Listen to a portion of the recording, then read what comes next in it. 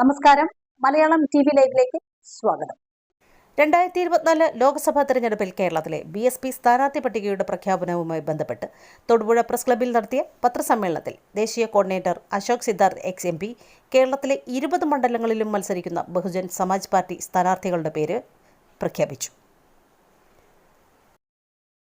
രണ്ട് മുന്നണികളും കേരളത്തിൽ സ്വീകരിക്കുന്നുണ്ട്.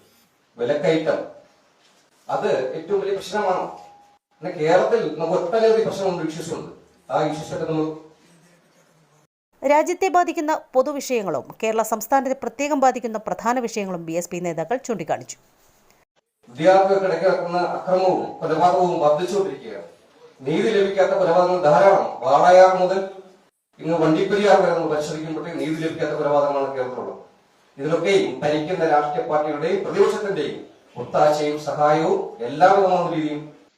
ഇതിൽ തിരുവനന്തപുരത്ത് വയ്ക്കുന്ന സ്ഥാനാർത്ഥി 2013, 2012, 2013 ഏറ്റവും നല്ല പോലീസ് ഉദ്യോഗസ്ഥന് ഉള്ള പ്രസിഡന്റിന്റെയും നമ്മുടെ മുഖ്യമന്ത്രിയുടെയും മിഡിൽ മാച്ചാറാണ് രാജേന്ദ്രൻ IPS എന്ന് പറഞ്ഞത്.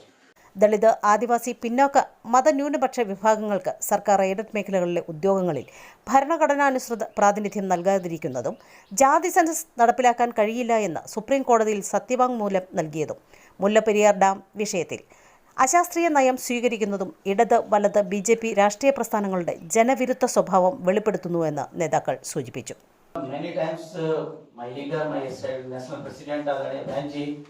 Very clearly exposed to all the press peoples, all the media peoples. In past history, whenever I contested through the alliance, always we particularly the Bahujana Samaj Party always. ഉത്തർപ്രദേശിൽ BSPയുടെ ഭരണകാലത്ത് നടപ്പിലാക്കിയ ജനക്ഷേമ പ്രവർത്തനങ്ങളെക്കുറിച്ച് party central coordinator doctor Ashok Siddharth ex-MP വിശദീകരിച്ചു. കേരളത്തിലെ 20 ലോക്സഭാ മണ്ഡലങ്ങളിലും ആന ചിഹ്നത്തിൽ പാർട്ടി സ്ഥാനാർത്ഥികൾ മത്സരിക്കുന്നുണ്ട്.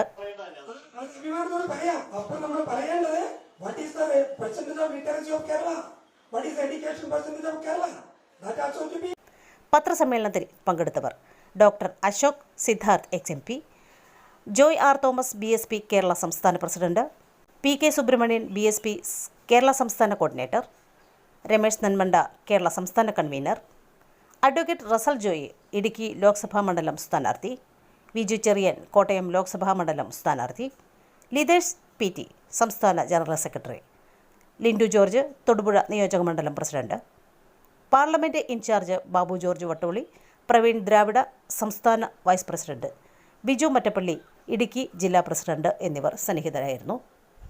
News desk, Idukki.